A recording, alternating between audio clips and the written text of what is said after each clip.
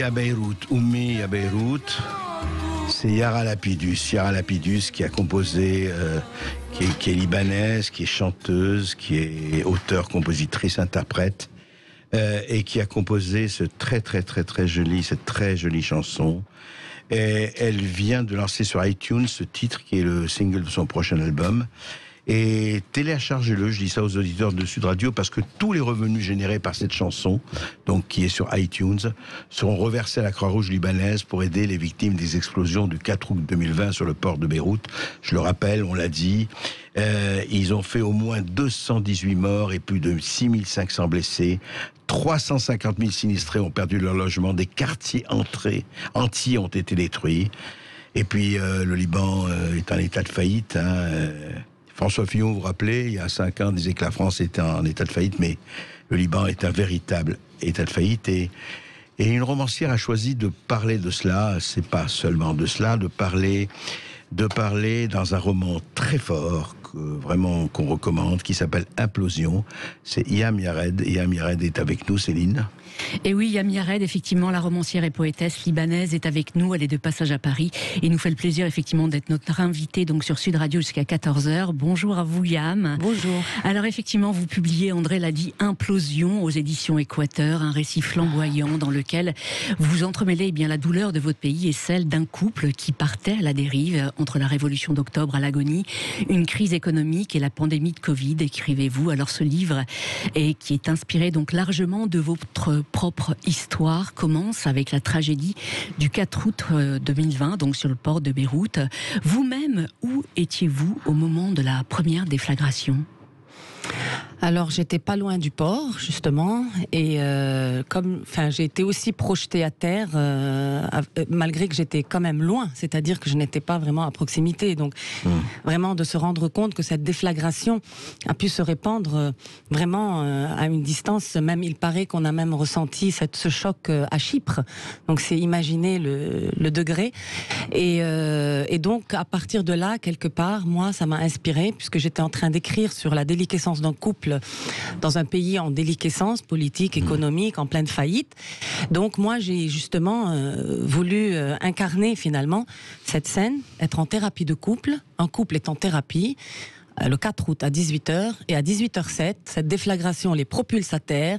Ils sont à 4 pattes, lui, sa femme, la thérapeute, donc tout le pays aussi, voilà, tout le monde est à 4 pattes. Tout le pays est à 4 pattes, presque. Voilà, le pays est à 4 pattes, le Liban, et surtout la thérapie. Il n'y a plus de thérapie possible. Elle est au degré zéro. Il y a le ground zero qui est ce fameux ground qu'on attribue aussitôt qu'il y a une déflagration spectaculaire. Nous avons le 11 maintenant septembre 2001, c'était ground zero à New York. Voilà. Oui. Et maintenant le Liban, quelle triste manière de s'enorgueillir. Mais nous avons aussi notre ground zero qui est une vraie tragédie. Et donc la thérapie de ce couple était au ground zero. Ah oui. Alors vous avez vécu la guerre libanaise et pour cause, vous êtes né donc en 75, cette guerre civile libanaise qui s'est déroulée donc de 1975 à 1990. Est-ce que vous aviez déjà vécu une thérapie, une explosion, une tragédie de cette ampleur? Le lapsus est intéressant. Oui, c'est vrai.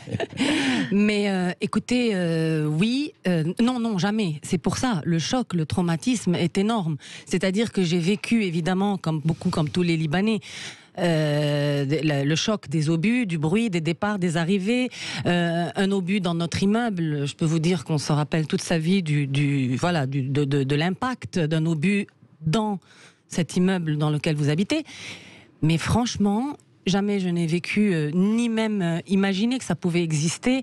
Déjà de le voir en image, on l'a tous vu, mais de le vivre sur place, parce que c'est en fait, d'où le titre de ce livre, Implosion. En fait, ce n'est pas une explosion, cette explosion a implosé dans tous les foyers libanais.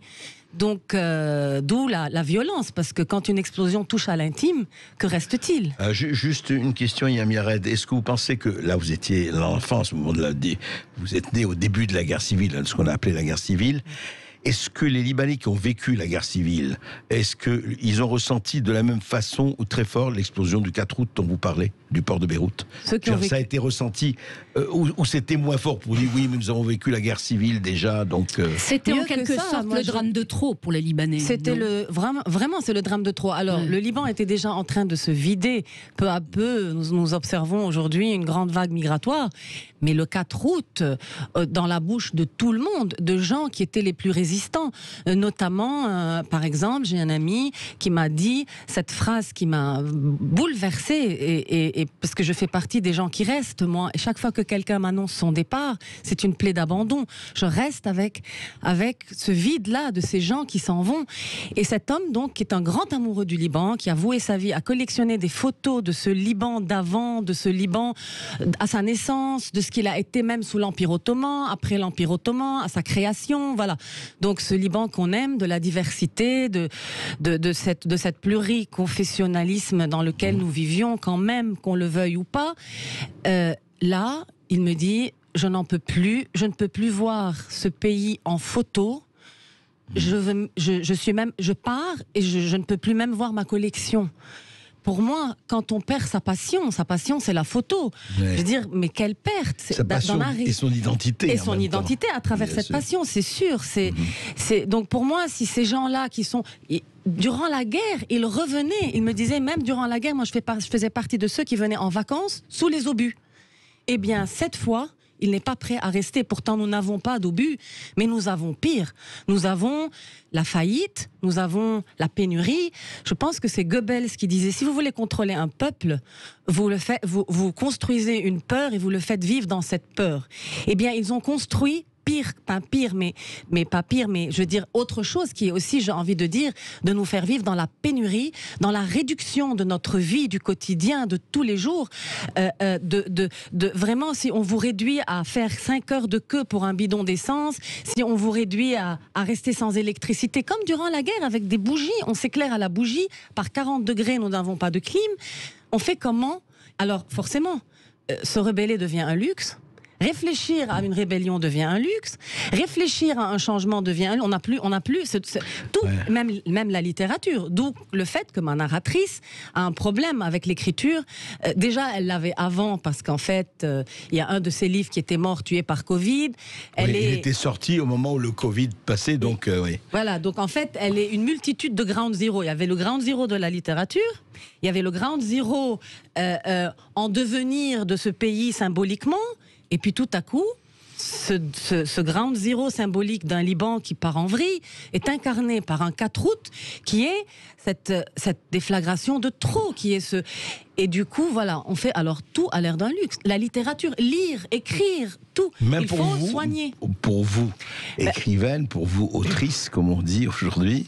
En fait, Madame Bovary, c'est Yam Yared, quoi. Le rapport... Comme disait Flaubert.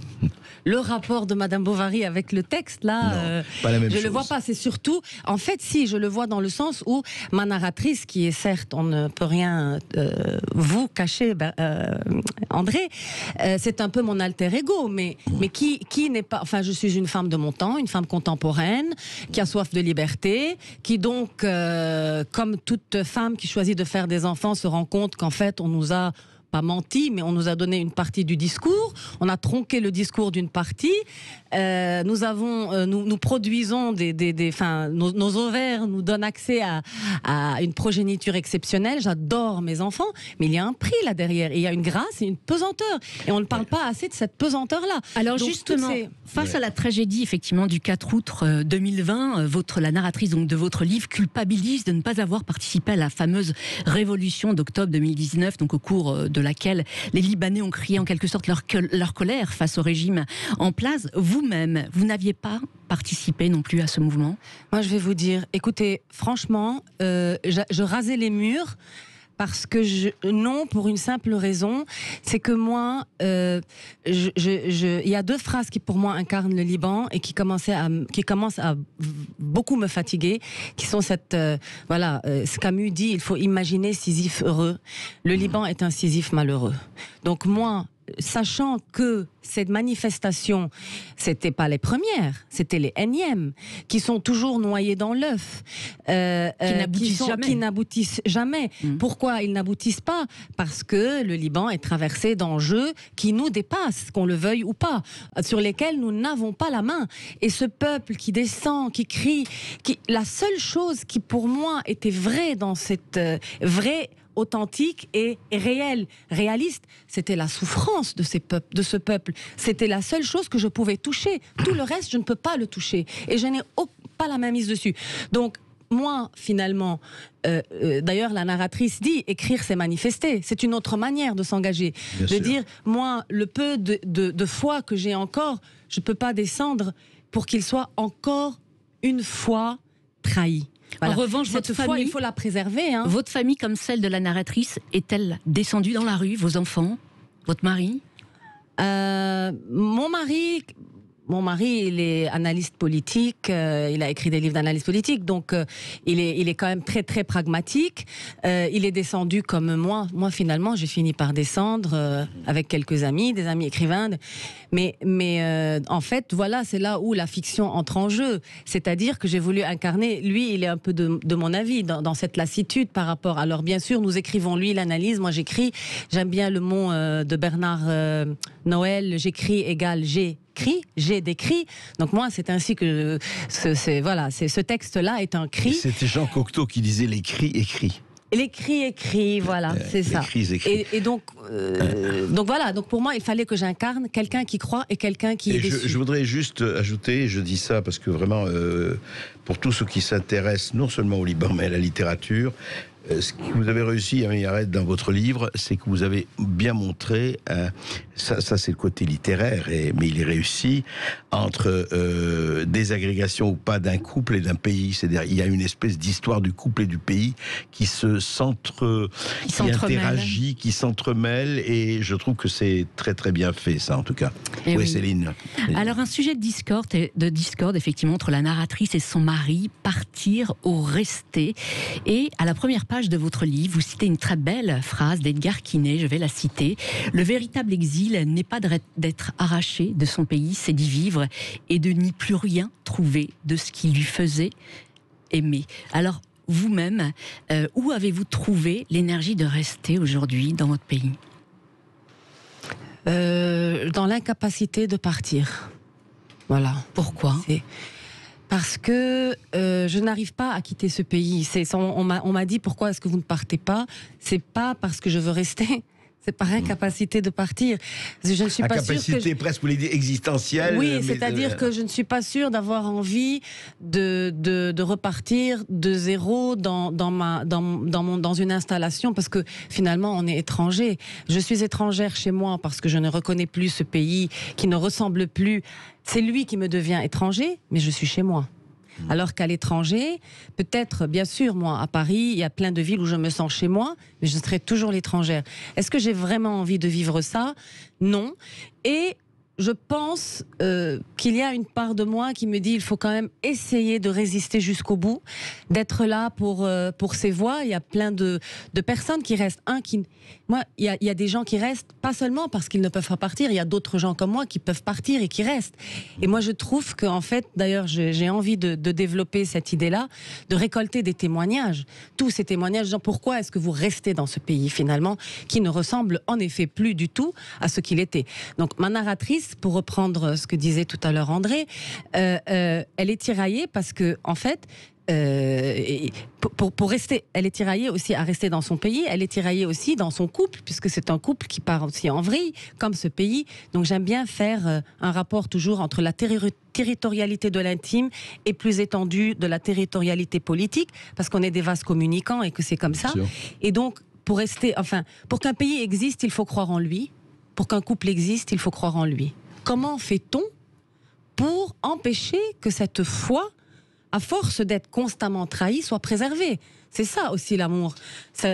L'amour, c'est qui a dit que c'était une partie de plaisir? Il y a voilà. C'est un parcours du combattant quelquefois. C'est un parcours de tous les jours, bien sûr. L'amour d'un pays et d'un couple. Un des personnages de votre livre dit persister à croire en ce pays est suicidaire. Et voilà, pour reprendre Camus. Camus se contredit, mais j'aime bien ça parce que ça me rassure, j'aime les contradictions. Il dit, il faut imaginer Sisyphe heureux, parce que ce qui compte, c'est l'action de monter ce boulet qu'il redescend. Mais il dit aussi, il n'y a rien de plus intolérable que des efforts sans résultat.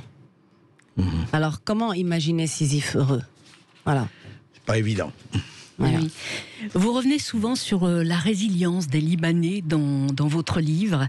Vous dites que effectivement l'expression « ce pays renaîtra de ses cendres » vous donne parfois de l'urticaire. Pourquoi ? Mais la résilience, c'est la chose la plus perverse qu'on puisse imaginer. C'est vraiment Pourquoi perverse ?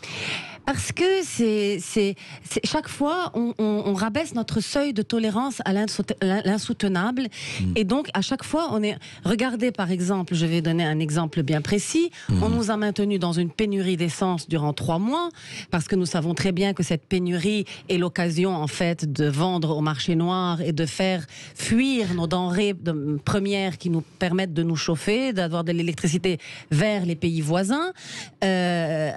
Donc là, tout à coup, ces denrées-là, après 3 mois de pénurie, sont à 10 fois plus chères plus personne ne dit rien.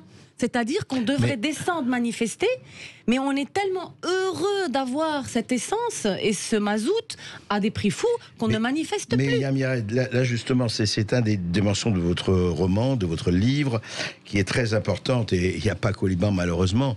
Enfin, il faut parler et vous en parlez dans des termes très durs, mais hélas très lucides, de cette classe politique corrompue, toute tendance confondue. Je ne dis pas que tout le monde est corrompu, pas généralisé, mais vous parlez beaucoup et vous entendez sur cette corruption pratiquement endémique.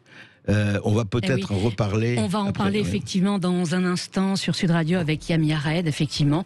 Et on va parler effectivement donc du Liban, du chaos au Liban. Écrire effectivement sur le chaos du Liban, Yam Yared, pour renaître. C'est aussi le propos de votre livre. Alors à tout de suite sur Sud Radio. Yamaken, une chanson magnifique de Yara Lapidus. Ce que vous avez entendu un peu plus tôt, c'était Fayrouz, c'était encore la grande et l'immense Fayrouz. Et là, c'est Oumi à Beyrouth, Yara Lapidus, qui est auteure, compositrice, interprète franco-libanaise, qui vient de lancer sur iTunes ce titre, et téléchargez-le parce que tous les revenus générés par cette chanson seront reversés à la Croix-Rouge libanaise pour aider les victimes des explosions du 4 août 2020, dont on a beaucoup parlé. Et on va parler de tout cela encore, de la corruption, de l'intime, du Liban, et de ce livre Implosion, avec Yam Yared. Céline. Et oui, on en parle effectivement avec la poétesse, écrivaine et romancière Yam Yared, qui publie Implosion aux éditions Équateur, un livre bouleversant dans lequel elle écrit son désespoir et son amour pour son pays exsangue.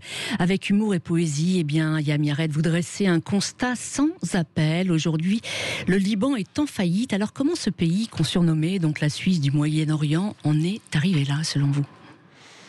Ben vous savez, d'abord la Suisse du Moyen-Orient, moi je voudrais faire la peau à cette phrase qui est encore une fois d'un exotisme absolument creux et dangereux, puisqu'en effet, si vous savez, tout pays où il y a le secret bancaire, ce qui est le cas du Liban, de Monaco et de la Suisse, à partir de là, maintenant la Suisse c'est fini. La Suisse c'est fini, oui, mais bon, ça va. Durant la Seconde Guerre mondiale, la Suisse pas mal. Hein. Donc du coup, à force de nous traiter de Suisse de l'Orient, on s'est pris pour la Suisse de l'Orient et on a été une plateforme quand même de blanchiment d'argent, il faut le savoir. Alors après, on blanchit l'argent de qui, de quoi? C'est vrai qu'on a il faut qu'on parte de notre micro-corruption qui est énorme pour nous dans un petit pays comme le Liban, quand on sait combien d'argent transite par le Liban, mais aussi installer cette micro-corruption dans une macro-corruption, c'est-à-dire que voilà, c'est trop facile uniquement d'indiquer les corrompus, il faut aussi voir qui en sont les corrupteurs. Voilà. Donc bon, ça c'est pour la Suisse de l'Orient. Et après, donc sachant cela, et forcément qu'il y a une corruption, c'est-à-dire que pour nous le 4 août a été c'est-à-dire qu'on a implosé à cause du 4 août. Mais nous implosons aussi à cause de la corruption. C'est bien cette corruption-là qui est la raison du fait que structurellement, ce pays n'existe sur aucune de ses institutions publiques. Rien n'a été développé en 30 ans d'après-guerre, là où d'autres pays ont évolué. Donc, qui n'avance pas recule, nous sommes retournés en stagnation à l'âge de pierre. Voilà. D'ailleurs, dans votre livre, justement, mais c'est la contradiction, mais c'est bien, vous avez déclaré aimer les contradictions, on n'est pas tort. Ça s'appelle dialectique en langage scientifique, ça. Un des personnages de votre livre cite Orwell. Un peuple qui élit des corrompus, des renégats, des imposteurs, des voleurs et des traîtres n'est pas victime, il est complice. Et ce n'est pas seulement pour le Liban. Est-ce que c'est une phrase que vous estimez très légitime? Effectivement, est-ce que le peuple n'est pas responsable? Mais je ne me contredis pas, il est complice, mais quand on dit complice, il est complice de qui? Alors ça, c'est encore une autre question. Non, mais le peuple est responsable, bien sûr. Il est à la fois responsable de réélire ces gens-là, mais il faut aussi savoir que ces gens sont pérennes au pouvoir parce que la relève a été assassinée l'une après l'autre. Non, oublions, durant la guerre, après la mort de Hariri, il y a bien une vingtaine de politiciens ou de juges, d'écrivains, journalistes qui ont tous été assassinés. Or, c'était des gens qui auraient pu porter le Liban autrement. Je pense que la corruption, malheureusement, elle est mondiale, elle est inévitable, mais nous pouvons peut-être imaginer je sais pas si, voilà, une corruption qui quand même se penche sur les besoins d'une nation. Je veux dire, ce n'est pas possible d'avoir pour seul intérêt sa propre poche. Or, nous n'avons gardé au pouvoir que cela. Il faut savoir aussi que le peuple libanais les réélit parce qu'il est lui-même otage d'un système électoral qui n'est jamais amendé, qui fonctionne sur une parité confessionnelle, parlementaire, communautarisme, oui. qui a été soi-disant instauré à la création de l'État libanais en pensant que ainsi les minorités seraient préservées, surtout la présence chrétienne au Liban. Or, nous avons vu aujourd'hui que ce système est en faillite aussi et il est à revoir. Or, personne n'ose le revoir puisque personne ne veut le revoir. Et en fait, c'est un serpent qui se mord la queue. Et nous en sommes au même point. Donc oui, ce peuple est responsable, mais pas seulement. Il n'est pas responsable, il est vraiment otage de ce que je viens de citer là. Alors, un nouveau gouvernement a été effectivement formé le 10 septembre. Selon vous, ce gouvernement est incapable de résoudre la crise actuelle ? Écoutez, pour moi, vous savez, c'est le cache-sexe des autres. Je veux dire, c'est les mêmes. Soi-disant, on se retire, on met nos hommes au pouvoir. Donc, la corruption remplit toujours les mêmes poches, les mêmes réseaux. Alors, si le Liban a tenu tout ce temps, c'est parce que cette corruption est très perverse. C'est-à-dire que ces gens-là qui pillent le pays à leur propre profit, qu'est-ce qu'ils font avec l'argent? Ils réinjectent l'argent dans leur communauté, mais en fait, ils maintiennent les gens en dépendance avec l'argent sans rien leur proposer en retour. Et en fait, c'est juste... Ils les achètent. En fait, ce qu'ils payent, c'est pour continuer de s'accroître eux, sans construire rien derrière, ni un pays, ni de réfléchir sur une économie qui ne serait pas uniquement basée sur l'importation, qui travaillerait sur un produit national à l'intérieur. Voilà.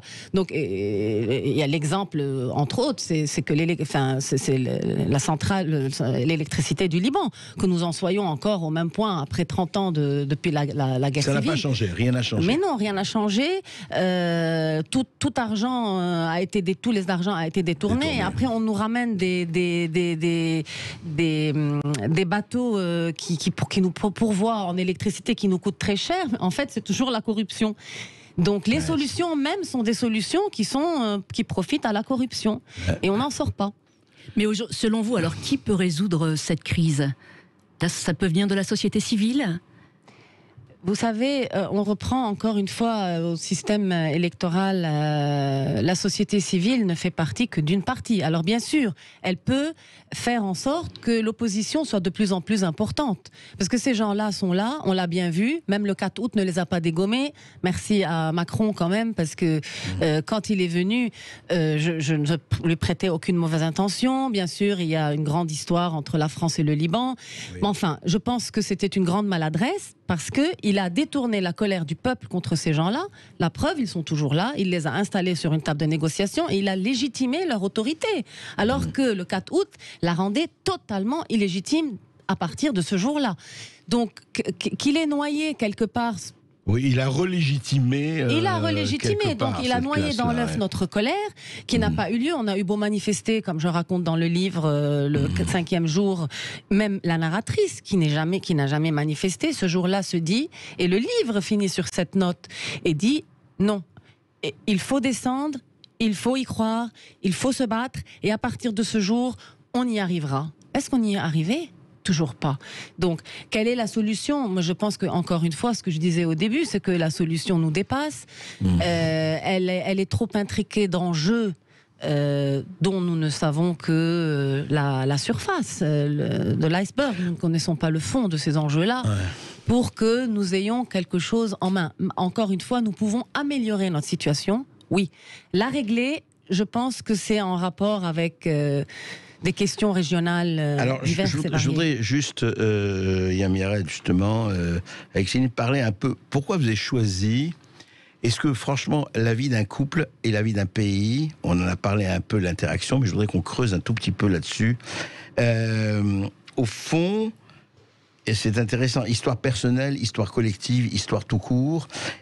Et vous avez voulu une interpénétration qui est là, qui baigne dans tout le bouquin, qui est la ligne rouge du livre, qui est que voilà le couple de la narratrice et son mari, enfin ça ne va pas, etc. Et en même temps ils sont ensemble puis ils ne sont pas ensemble. Enfin, vous parlez de tout cela et on a l'impression que c'est une chambre d'écho de ce qui se passe dans le pays. Mais forcément. Si je vivais en France, je serais la chambre d'écho des considérations qui préoccupent les Français. Non mais attendez, on peut avoir un couple, ça se passe très bien, et que effectivement on vit dans un environnement difficile, mais c'est pas parce qu'en France il y a quand même des clivages, ça n'empêche pas de vivre bien, quoi. Mais le contexte politique, c'est le crash test des couples. Vous savez, on envoie les voitures faire des crash tests pour voir s'ils survivent à des conditions extrêmes et s'ils sont vraiment des voitures fiables en cas d'accident. C'est un peu le cas des couples à l'intérieur de pays où on a à vivre des guerres civiles, des pénuries, la corruption, tout le temps de savoir, voilà, la présence d'un parti, d'une milice armée qui déstabilise l'équilibre confessionnel de toute une société. Bien sûr, de la viabilité de ce couple, doit-il vivre? Comment voulez-vous parler de désir? Comment voulez-vous parler de... D'ailleurs, il y a des scènes un peu cocasses dans le livre. Où vous dites, il n'y a plus de désir parce qu'on est pris par autre chose. On peut plus. Mais bien sûr, on est envahi. On est, je crois même que dans... Voilà. Donc, c'est surtout le confinement aussi qui a été un tu-désir. Bien sûr. Et ceci, je pense que ce n'est pas le propre des Libanais. Ça a été de la plupart des couples. Donc, en fait, ce que les couples ont eu à subir à cause de la pandémie et des mesures sanitaires où ils se sont retrouvés. Vous savez, le désir, pour moi, c'est la métaphore du désir, c'est un segment AB. Il faut que le point A aille rejoindre le point B avec l'incertitude de le trouver. Parce que l'incertitude, c'est quand même aussi, ça fait partie du désir, la peur de perdre l'autre. Alors, si A est sur B, il n'y a plus de segment à traverser, il n'y a plus de désir. Ça a été le cas, je pense, de nombreux couples durant la pandémie. Confinement et compagnie. Donc, c'est pas le propre des Libanais. Mais à ceci, dans mon couple, dans le couple de ma narratrice, évidemment, s'ajoutent les questions des enfants qui sont là. J'allais vous poser la question. Voilà. Oui, les enfants, il y a les enfants aussi. Alors, ces enfants-là sont la poésie de ce couple, je pense. Et moi, j'aime bien cette métaphore. Je fais souvent, je fais toujours des allers-retours entre l'intime et le politique. Vous avez un faible pour les métaphores. Non, pour l'intime et le politique. Les enfants, c'est le bien commun des couples. Et le peuple est le bien commun d'une nation. Donc, il faut s'en occuper. Il faut en prendre soin. Il faut l'écouter quand il souffre. Or, les Libanais, aujourd'hui, souffrent de ne pas être entendus, écoutés par leurs propres dirigeants. Donc, bon... Oui, là aussi, c'est un couple, c'est vrai. Oui. Alors justement, vous avez 2 filles en bas âge. Comment on explique à 2 jeunes enfants, effectivement, qu'elles vivent dans un pays en guerre, un pays sans avenir? On préserve leur enfance. De quelle leur façon? Explique pas. Moi, la narratrice a eu sa fille qui a été blessée. Les enfants ont une forme non pas de résilience, mais d'imaginaire. C'est l'imaginaire qui nous permet finalement de survivre à la réalité. C'est bien pour ça que nous écrivons. Nous, les écrivains, je pense que c'est une manière de construire un temps parallèle au temps réel quand ce temps réel ne nous convient pas ou qu'on a envie de le transformer. Et les enfants font ça à merveille. Et donc, cet imaginaire-là de l'enfance, d'ailleurs, m'a nourri à moi en tant qu'écrivaine et nourri ce couple aussi.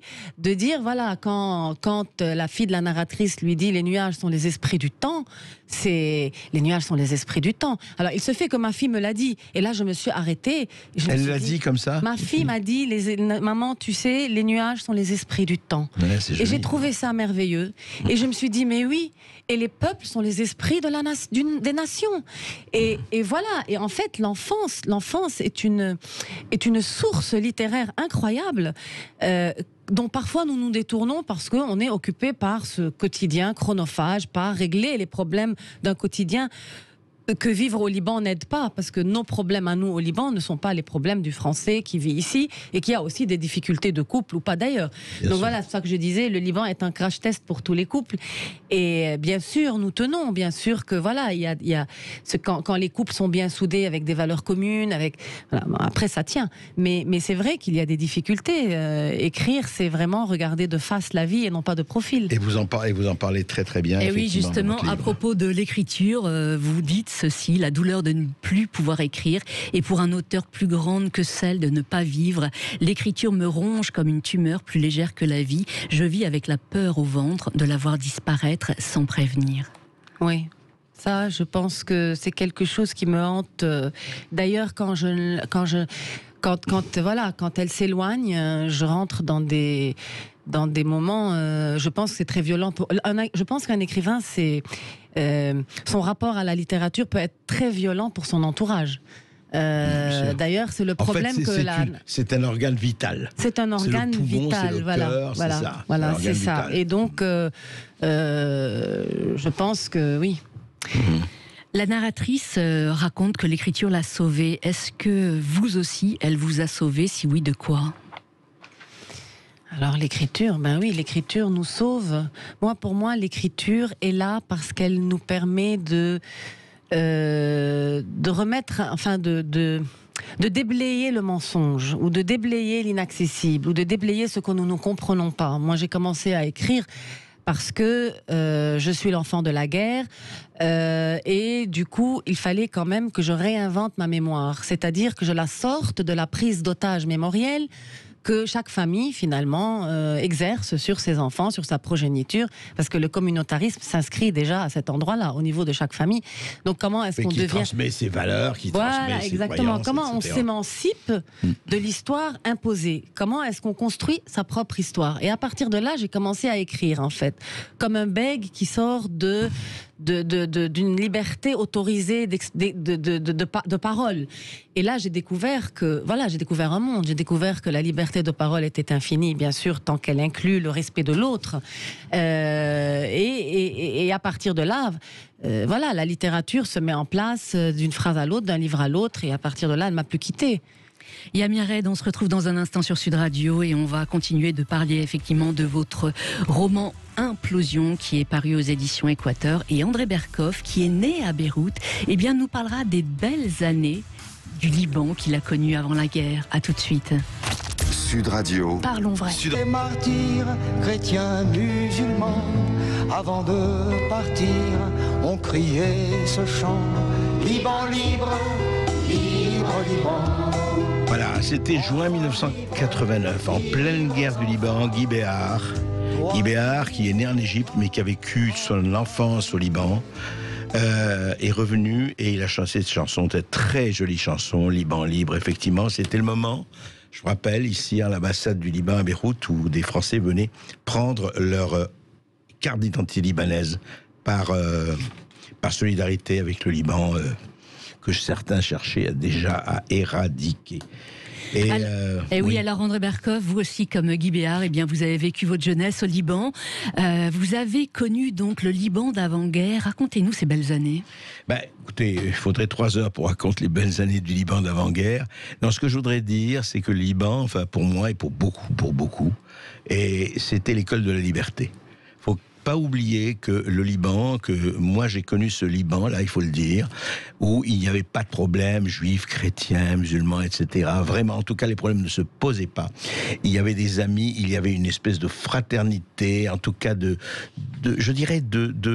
vie insouciante, peut-être pas pour tout le monde, mais même la petite bourgeoisie, même la petite classe moyenne, il y avait 3 choses au Liban extraordinaires, à part ce pays qui est magnifique du point de vue de la nature, etc., qu'on a un peu dans certains côtés détérioré, mais qui reste magnifique, en tout cas dans ses montagnes, etc.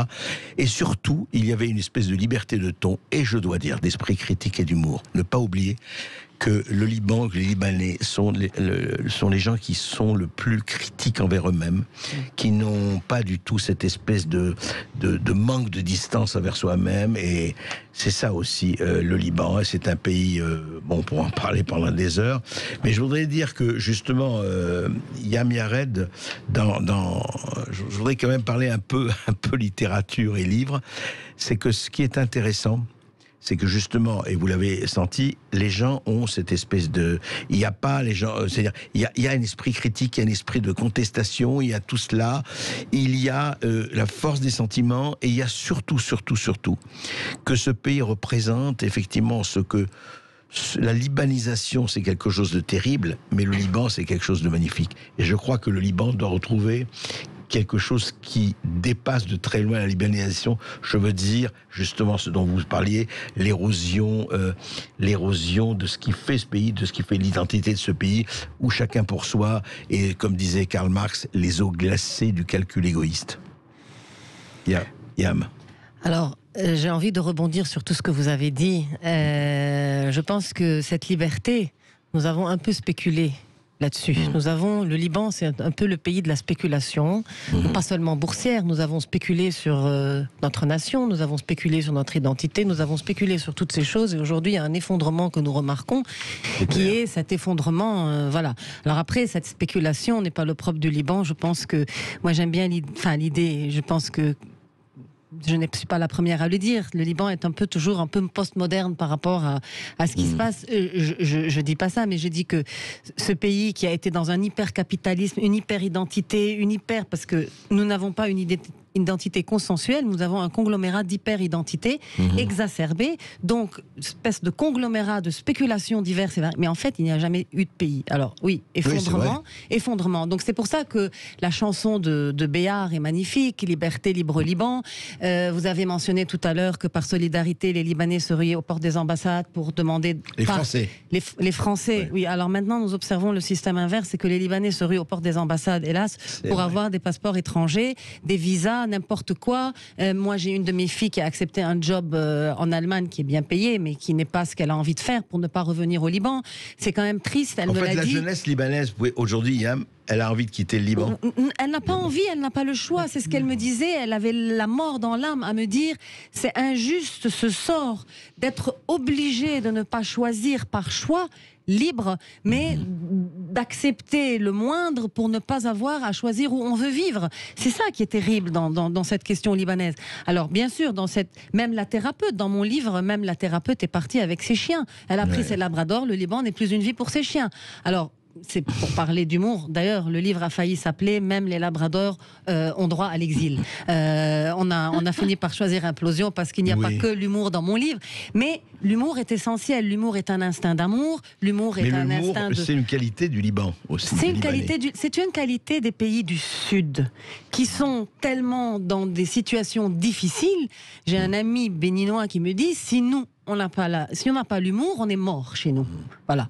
C'est un peu le cas du Liban. Les peuples opprimés, tous les peuples opprimés, les peuples exploités, parce qu'il faut rappeler que nous sommes pas seulement opprimés par nos dictateurs, qu'ils sont eux-mêmes complices d'enjeux de multinationales, d'un capitalisme finalement qui exploite et qui garde. La guerre des autres. Et il y a la guerre des autres, en plus au Liban, qui s'invite dans la partie. Donc c'est pour ça que quel est l'avenir de ce pays ? Franchement, je ne suis pas une politicienne ni une politologue pour le construire de manière... Moi, j'ai mon imaginaire et j'ai une grande douleur qui l'accompagne et une grande foi aussi dans me dire que si on l'abandonne, il n'existera plus. Donc, il faut quand même se battre. Ah oui, et je pense que ceux qui partent, c'est ça que je dis toujours, ceux qui partent ne partent pas vraiment. Ça, c'est vraiment la particularité. Voilà, c'est la particularité du Libanais, c'est qu'ils partent pour mieux revenir. Et je voudrais juste leur passer le message de ne pas abandonner cet instinct du retour. Partez, ceux qui restent le comprennent. Vraiment. Et je voudrais finir avec une note d'humour, une grande contrepétrie. Vous savez, vous disiez, partir c'est mourir un peu, martyr c'est pourrir un peu. Oh. Merci Yam Yared d'être venu sur Sud Radio. Je rappelle que votre livre Implosion est paru aux éditions Équateur. Tout de suite sur Sud Radio, c'est Brigitte Lahaie. Comment renouer avec le désir, Yam Yared? Vous devriez rester sur Sud Radio, branché sur Sud Radio. Le désir de vivre, d'avoir du plaisir et de faire l'amour. Réponse dans un instant avec le docteur Catherine Emlé-Périssol.